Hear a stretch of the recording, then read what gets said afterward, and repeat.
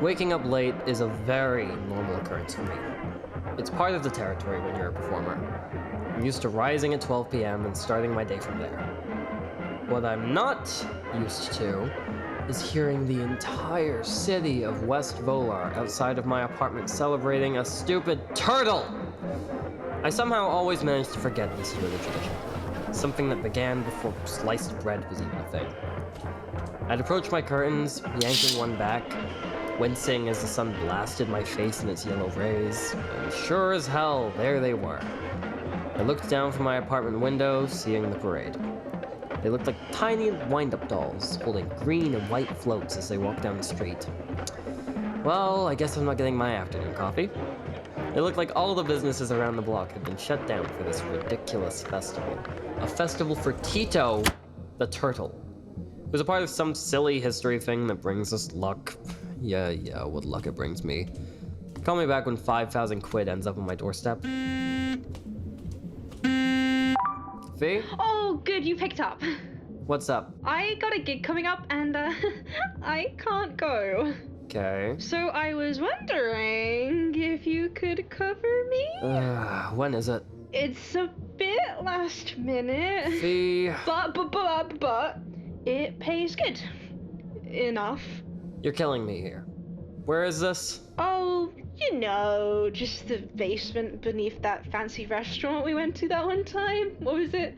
Huxton? No. I am not going anywhere near that underground shady place. Oh, come on, Vaughn, please. This one time. I promise I'll cover you back, please. Nuh-uh. Nope. No chance. You've got yourself into this mess, Fee. Hey, remember how we was talking the other day and you said that you were looking for someone who could fix that situation you're in? Yeah? Well, what if I told you that I knew they were there tonight? And how, pray tell, do you know this? I just do. I saw the guest list. Now, will you do it? It's literally just a bit of waitering. I promise. Fine. Yes, thank you. But only this once. I don't want to become a substitute for anyone. Yeah, of course. Okay, yeah, thank you so much, V. Okay, I'll send you the address and time, and just remember to throw it on whatever is the sparkliest. Okay, bye-bye. Love you, bye-bye. That girl, I swear to sneeze. I checked my phone messages, and sure as anything, there it was. Under Fiona was the address and time. Underneath Huxton, 9 p.m. Not my go-to kind of gig. I've always been more of a performer than a glorified waiter. Twirling and spinning on my silks and hoops is much more my pace than holding a tray in full glam for an evening. But money is money, and rent will never leave me, so I begrudgingly begin getting ready. It must have been about 5:50 when I got to the teleportation hub. The one nearest my apartment was always shy of a 10-minute walk away, and as much as I would say I'm a confident walker in heels, the uneven and broken pavement where I live would disagree with me. The faint humming and buzzing of the teleporters increased the closer I got. The lilac lighting trapped behind the glass walls. There was practically nobody here, which seemed like a miracle considering work for most ended about an hour ago. Stepping through the automatic doors, I'd hold my phone close to my chest as I walked towards the teleporter. My manicured nails tapping against the screen as I searched for my location, and with a swipe of my card and a delightful beeping noise, the teleporter doors opened and closed behind me once I was inside. Teleporting is always a weird sensation, like being doused in feather and glitter, like being submerged in water for a brief moment, but without the wetness. It's a hard sensation to explain. It's like one moment you're here and the next you're there, but your body hasn't caught up with it yet. Okay, maybe it's not that hard to explain, but just work with me here. Exiting the teleporter, I found myself right outside Juxton. Yeah, Fiona's never been the best speller. But it was very convenient for me. The bright neon sign in an uppercase font read Juxton. J-U-X-T-O-N. With the lights inside of the restaurant clearly off. Which meant I had to go around the back, lucky me.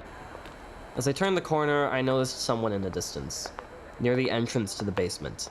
A hand on the hatch, trying to pull it open. I'm pulling and pulling, but it's like the hatch won't budge. Is there something I'm missing? A latch, perhaps? I'm pulled back out of my thinking by the clicking of heels getting closer. I froze. Someone was definitely behind me. Valakwee's kid? Yes? Oh my sneeze. Never expect to see a Valakwe here.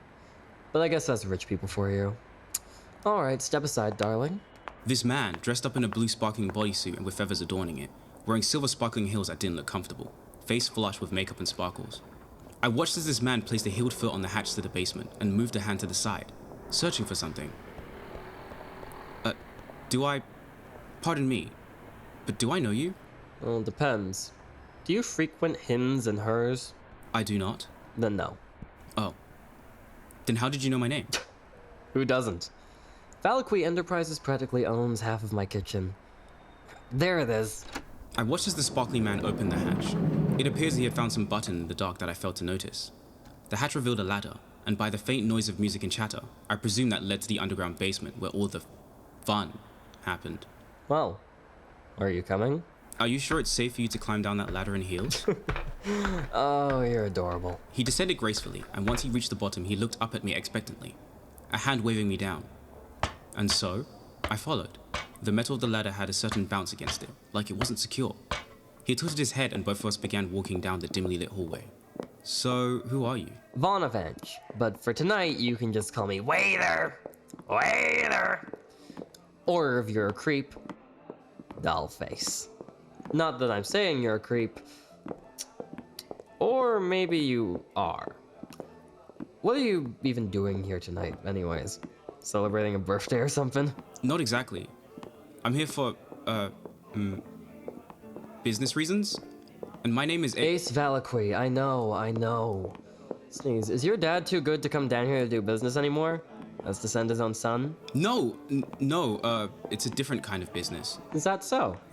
What was that about my father being here? Have you seen him here before? What happens in the basement, stays in the basement. So he has been here? Yeah, he was gambling God, that's all not good, night 'cause if he's with a been bottle here, of wine that in means he hand. might be talking to other women. If he's talking to other women, that means I'm my joking. mom. I have to talk to Please my mom. stop hyperventilating. Jeez, I thought you Valakwees had your shit together. Yeah, no, of course. You were obviously joking. Wait, what was that about gambling? We entered the basement. Calling it a basement felt like an insult. The walls were a fine wallpaper with neons attached to it, a bar to the right of the room, plush seating, lights casting an orange fluorescent glow to everything. And to the left, where most people had crowded around, yelling, jeering, and hands waving, was a fighting ring. Oh, so that's what it meant by underground gambling ring. You look like a deer in headlights. Are you good? It's a fighting ring? Gambling fighting ring. Now, if you'll excuse me, I've got work to do. Do you fight in the fighting ring? Why, yes. In these heels, I drop kick people. Of course I fucking don't. I'm serving drinks. Now, go have fun and go gamble or something. I don't care. Before Ace could say anything, I had turned on my heel and pushed my way over to the bar, picking up one of those big-ass trays. You're not Fiona. I'm the replacement now. Hit me. You cannot drink on the job. Hit me with drinks to hand to people. Sneeze, what is with everyone today? It's not like Fiona to flake out on us. Well, sometimes that's how it goes. Just be grateful she found a replacement for you. She probably heard that that guy was gonna be here tonight. What guy? Oh, this guy. Over there in the chair, you see him? Yeah, Fiona and him did not get along at all. Something about him getting a little too mouthsy and handsy. Pretty sure he threw a drink on her because it wasn't to his taste. Isn't it your fault if the drinks suck? My drink making is always to perfection, okay? Anyways, they were yelling at each other and Fiona storms out early. And I had to start handing out drinks myself. What an asshole. Yeah, I know, like stay until the end of your shift at least. Not Fiona, you dipstick. I was talking about that fucker over there. Said fucker was a grisly looking guy, wearing a stereotypical pinstriped three-piece suit, adorning a fedora with his tie loosened. Fucking typical. He was talking to some men in suits that were almost identical to his, just minus the stupid fucking hat. Laughing about something. It was any guess what made a man like that laugh. Yep. Definitely another limp dick, rich dick. But nevertheless, I had a job to do, and a person to keep my eye out for. So with one deep breath in, and one deep breath out, I grabbed the tray of drinks and began perusing the room. I feel like now is an appropriate time to mention that I have never been to an underground fighting ring. In fact, I don't think I've been to an underground anything. But here I was, digital notepad and stylus in hand as I watched two people throw hands at each other in a ring. Punches, kicks, shoves, pulls and pushes. It was brutal, but there was some essence of showmanship in it. Every so often, a person waving a hat around would announce who was fighting and would accept any bets. It was jarring, having a fighting ring in the middle of what could be described as a reasonably well-presented lounge. I pressed my stylus on my notepad, scrolling up to the name I'd been given. Slazzo. No last name. My eyes scanned the spectators, but I couldn't see him in the crowd of gamblers. He wasn't at the bar either. This was about to be a problem. He was supposed to be here. He owned the whole ring after all. I leave you to your own devices for 10 minutes and you haven't moved? What? Hey. I was just taking it all in. Drink? Oh, no thanks. You're probably the only person here with manners, by the way. I'm sure they're not that bad. Oh, no, I mean it. You see that guy over there with the stupid fedora? He's... Slazzo. You know him? You could say that. You're so weird. I'm going to go talk to him. Your funeral. What's he gonna do? Kill me? No, wouldn't put it past him. Choosing to ignore Vaughn's comment, I approached Slazzo. He held a near-empty glass in his hands in the midst of a conversation. Excuse me, Mr. Slazzo, is it? That depends on who's asking. Relax, boy. We're all here for a good night. Now, what can I do you for? Right. I was wondering if I could ask you some questions regarding... Hold that thought. Slazzo waved his empty glass in the air. The lackeys around him focused on his every movement, before he made a gesture at the nearest waiter. Hey, Bluebird. My glass is empty. Vaughn grabbed the empty glass, motioning with the tray held in his other hand to offer one of the many drinks on there. I don't want one of those. Then what do you want me to do? Spin the glass? Get me the bartender to make me a fresh one. Sure. Now, where were we?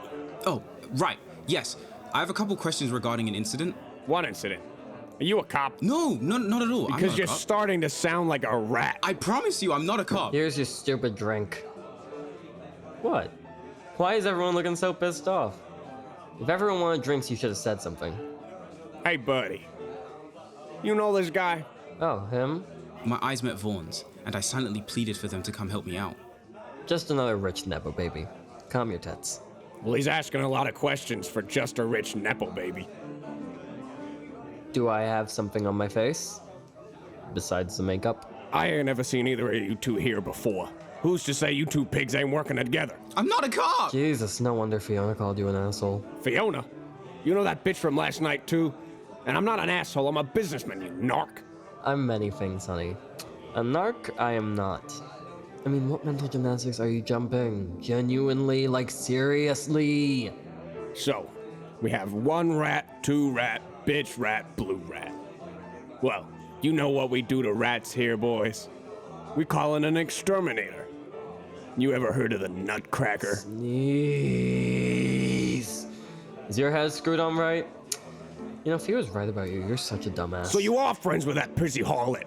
I swear she was such a stuck-up, frigid bitch. Don't you fucking dare call her that! Technically, the drink intended for Slazzo did get to him. Some of it even went in his mouth. The rest of it, however. Why, you little shit! Before either of us had time to think, Vaughn had grabbed my hand and started running out of the basement, his other hand flipping a different kind of Bluebird than the one he was wearing. The music became muffled and all we could hear was the clicking of his heels and the stomping of my boots. Why would you do that? I don't know. You're insane. Says the undercover cop. I'm not a cop! We rushed back to the entrance. Well, I guess now the exit. Slazzo's lackeys could be heard chasing after us. These stocky-looking men. I'm sure one of them could snap my neck with one hand alone. It was at this moment I was starting to have regrets on even taking a brief step into this place. Where's the ladder? I don't know. Huh. Weird. Maybe we took a wrong turn? It was a straight line! The lackeys were so close. I could smell the sharpness of whatever vodka they'd been bottling throughout the night. My breathing was quickening. Was it the adrenaline or a start of a panic attack? I wasn't sure. Oh, what do we do? Our escape disappeared. Vaughn? Vaughn? Vaughn handed me 2 silver-studded earrings, stepping in front of me. His arms braced out in front of him, fists clenched. Well, you have eyes, right? Use them! Right. Get it together, Ace. I started frantically scanning for something, anything, but all I saw was the wall. But ladders don't just run away, so wait. It's a retractable ladder. Congratulations! Can you get it down? Right. Of course. Lever. In the dark, it was practically impossible to see anything. Nothing but vague silhouettes and shadows. I ended up scraping my hand against the wall, trying to find something, anything. I couldn't even see Vaughn with my back turned like this, but by the noise I was hearing, he was either winning a fight or losing one. Oh, you want some more? Finally, I managed to feel something akin to a lever. Yanking it, I'd hear the screech of the metal as it came down rapidly. If I had been an inch too close, I would have been crushed by it. Fucking finally. Pull that bin over here. That should keep him entertained. Not what you were expecting? Not exactly. Set. So, Nepo Baby's first bar fight? In fairness, I wasn't the one throwing hands at a mob boss. That would have been a sight to see. So, why actually are you here? You keep waltzing around it. Do you want to explain why you decided to provoke him? If I answer your question, will you answer mine? Mm-hmm. Okay then. I didn't plan to fight tonight. I don't really indulge in that kind of mess. So why were you there? I'm getting there. Sneeze. I have a friend. She didn't want to do this gig tonight, so she asked me and I said yes because, you know, be a good friend and all. Little did I know the reason she didn't want this gig is because the guy there is a massive... How do you say it? Cunt. Whoa! I was gonna say dick bag, but yeah. Just saw red, you know? Enough about me, though. What's your whole deal? I'm on personal business. And that is? I'm solving a mystery. Oh? I leaned in closer. Guess we all have our own skeletons in our closet. Or, I guess in Ace's case, skeletons we're trying to find. Who died? What? No one died. Oh. I'm solving a missing persons case. Okay, I'm back. Who is it? A relative? A lover? A best friend? Someone even more important. Okay, well I haven't gone missing, so they can't be that important. Hmm? It's a joke. Why is he standing up? I'm finding someone who the public doesn't even know is missing yet. And with them missing, all of West Volar might fall apart. The mayor is missing? No. Wormy squingles? No! So who are you finding, detective? I'm the lead detective on the case to find the one, the only, Tito the Turtle. I'm sorry, what?